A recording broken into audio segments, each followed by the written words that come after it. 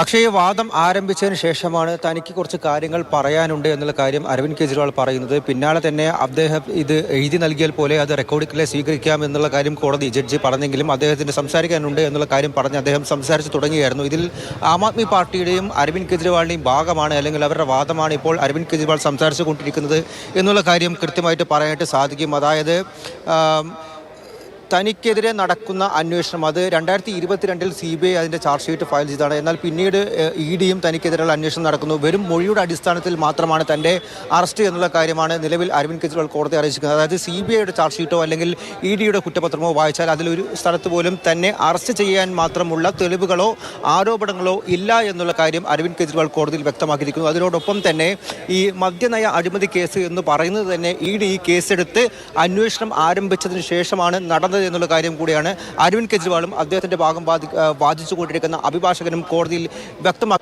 വ്യക്തമാക്കിയിരിക്കുന്നത്. അതായത് രണ്ട് കാര്യങ്ങൾ ഇഡിക്ക് മുന്നിലുണ്ട്. രണ്ട് കാര്യങ്ങളാണ് അവർ ഉദ്ദേശിക്കുന്നത്. ഒന്ന്, തന്നെ തകർക്കുക, ആം ആദ്മി പാർട്ടിയെ തകർക്കുക. രണ്ടാമത്തേത്, പുകമറ സൃഷ്ടിച്ചുകൊണ്ട് ഈ പണം സ്വന്തമാക്കുക എന്നുള്ള ലക്ഷ്യം കൂടിയുണ്ടെന്നുള്ള തരത്തിൽ ഗുരുതരമായിട്ടുള്ള ആരോപണങ്ങൾ ഇഡിക്കെതിരെ ആം ആദ്മി പാർട്ടിയും അരവിന്ദ് കെജ്രിവാളും നടത്തുന്നു ഈ ഒരു സാഹചര്യത്തിൽ എന്ന് പറയാനായിട്ട് സാധിക്കും. അതിനിടയിൽ തന്നെയായിരുന്നു EDയും അതുപോലെ തന്നെ അഡീഷണൽ സോളിസിറ്റർ ജനറലും അരവിന്ദ് കെജ്രിവാൾ സംസാരിക്കുന്നത് തടസ്സം സൃഷ്ടിച്ചത് അല്ലെങ്കിൽ അതിനെതിർത്ത് രംഗത്ത് വന്നത്. പ്രത്യേകിച്ചും അദ്ദേഹം സംസാരിക്കുന്നത് പോലും സത്യവത്തായിട്ടുള്ള അല്ലെങ്കിൽ ഭാവനയിൽ നിന്നും വിരിച്ചെടുത്ത അല്ലെങ്കിൽ ഭാവനയിൽ നിന്നും സൃഷ്ടിച്ചെടുത്ത കാര്യങ്ങളാണ്. മറിച്ച് സമൂഹ മാധ്യമങ്ങൾക്കും ഗാലറിക്കും വേണ്ടി, അതായത് മീഡിയയെയും അതുപോലെ തന്നെ സമൂഹ മാധ്യമങ്ങളെയും എല്ലാം ഉദ്ദേശിച്ചുകൊണ്ടാണ് അദ്ദേഹം സംസാരിക്കുന്നത്. അവർക്ക് വേണ്ടിയിട്ടാണ്. കേസുമായി ബന്ധപ്പെട്ടുള്ള വിശദാംശങ്ങളല്ല അദ്ദേഹത്തിന്റെ വാദം മാത്രമാണ് ഇപ്പോൾ കോടതിയിൽ ഉന്നയിച്ചു കൊണ്ടിരിക്കുന്നത് എന്നുള്ള കാര്യം വ്യക്തമാക്കിയിരിക്കുന്നത്. പക്ഷേ 4 പേരുടെ മൊഴിയുടെ അടിസ്ഥാനത്തിലാണ് അരവിന്ദ് കെജ്രിവാളിനെ അറസ്റ്റ് ചെയ്തത് എന്നുള്ള കാര്യം രേഖപ്പെടുത്തിയിരിക്കുന്നു കുറ്റപത്രത്തിൽ. അത് തന്നെ അദ്ദേഹം പറയുകയും ചെയ്തിട്ടുണ്ട് കോടതിയിൽ. പക്ഷേ ഈ 4 പേരും ആദ്യം തൻ്റെ പേര് പറഞ്ഞിരുന്നില്ല. അവർ ED കസ്റ്റഡിയിലായി.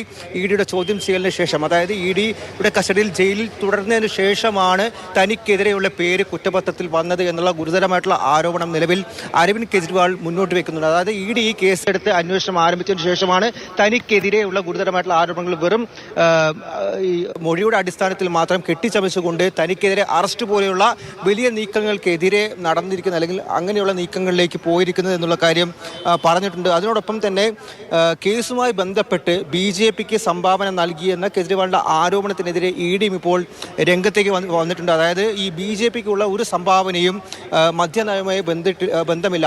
അതായത് ഈ മൊഴിയുടെ അടിസ്ഥാനവുമായി ബന്ധപ്പെട്ട് തന്നെ നേരത്തെ ഈ കേസിലെ പ്രതിയായിരുന്ന ആൾ അദ്ദേഹം പിന്നീട് മാപ്പുസാക്ഷിയായാണ് പ്രധാനമായിട്ടും അരവിന്ദ് കെജ്രിവാളിനെതിരെ ഈ മൊഴി നൽകിയിരിക്കുന്നതും. എന്നാൽ പിന്നീട് ഈ ഇലക്ട്രൽ ബോണ്ടുമായി ബന്ധപ്പെട്ടുള്ള കാര്യങ്ങൾ വന്നപ്പോൾ അദ്ദേഹത്തിൻ്റെ അതേ കമ്പനി തന്നെ, ഈ അരബിന്ദോ ഫാർമ എന്ന് പറയുന്ന കമ്പനി തന്നെ ഈ BJPക്ക് പ്രധാനമായിട്ടും ഇലക്ട്രൽ ബോണ്ട്, അതായത് ഈ അദ്ദേഹം അറസ്റ്റിലായതിനു ശേഷം 5 കോടി രൂപയുടെ അടക്കം ഇലക്ട്രൽ ബോണ്ട് വാങ്ങിയ കാര്യങ്ങളെല്ലാം ആം ആദ്മി പാർട്ടി ആരോപിച്ചിരുന്നു. അതിനെതിരെ പോലും ഇപ്പോൾ പ്രതികരിച്ചുകൊണ്ട് അല്ലെങ്കിൽ അതിനെതിരെ ആ വാദം പോലും പൊളിച്ചുകൊണ്ടാണ് ഇപ്പോൾ ED രംഗത്ത് വന്നിരിക്കുന്നത്. അതായത് അരവിന്ദ് കെജ്രിവാളിൻ്റെ വാദങ്ങളെ പൊളിക്കുന്ന രീതിയിലുള്ള മറുവാദങ്ങളും നിലവിൽ കോടതിക്കകത്ത് ED ഉന്നയിക്കുന്നുണ്ട്. അങ്ങനെ വലിയ രീതിയിലുള്ള ഒരു നാടകീയ നീക്കങ്ങൾക്ക് തന്നെയാണ് ഇപ്പോഴുള്ള ഈ വാദം കടന്നുപോയിക്കൊണ്ടിരിക്കുന്നത്. ഇതെല്ലാം തുടങ്ങിയത് ഗ്യാലറിക്ക് വേണ്ടിയാണ് ഈ കെജ്രിവാളിന്റെ വാദങ്ങൾ, സംസാരം. ഈ തരത്തിലുള്ള EDയുടെ വാദങ്ങൾക്ക് എന്തു മറുപടിയാണ് ഇപ്പോൾ കെജ്രിവാളിന്റെ ഭാഗത്ത് ഉണ്ടാകുന്ന എന്തു മറുപടിയാണ്?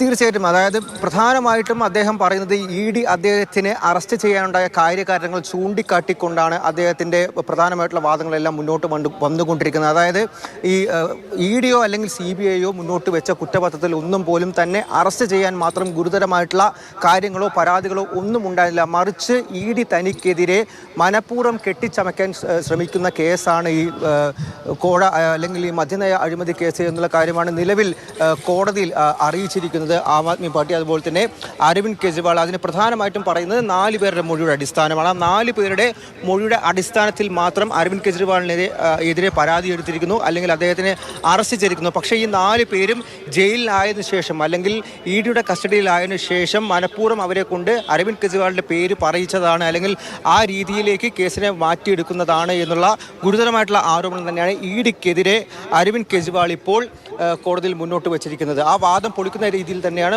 മറുഭാഗത്തു നിന്നും EDയുടെ അഭിഭാഷകർ അടക്കം കാര്യങ്ങൾ പറയുന്നത്. അതായത് പ്രധാനമായിട്ടും തൻ്റെ ഭാവനയിൽ നിന്നും വിരിച്ചെടുത്ത കാര്യങ്ങളാണ് നിലവിൽ അരവിന്ദ് കെജ്രിവാൾ കോടതിയെ ബോധിപ്പിച്ചുകൊണ്ടിരിക്കുന്നത്. സമയം കളയാൻ വേണ്ടി അരവിന്ദ് കെജ്രിവാൾ ഗാലറിക്ക് വേണ്ടിയാണ് ഇപ്പോൾ സംസാരിക്കുന്നത് എന്നുള്ള തരത്തിലുള്ള ആരോപണങ്ങളിൽ മറുവാദങ്ങളാണ് ED നടത്തിക്കൊണ്ടിരിക്കുന്നത്.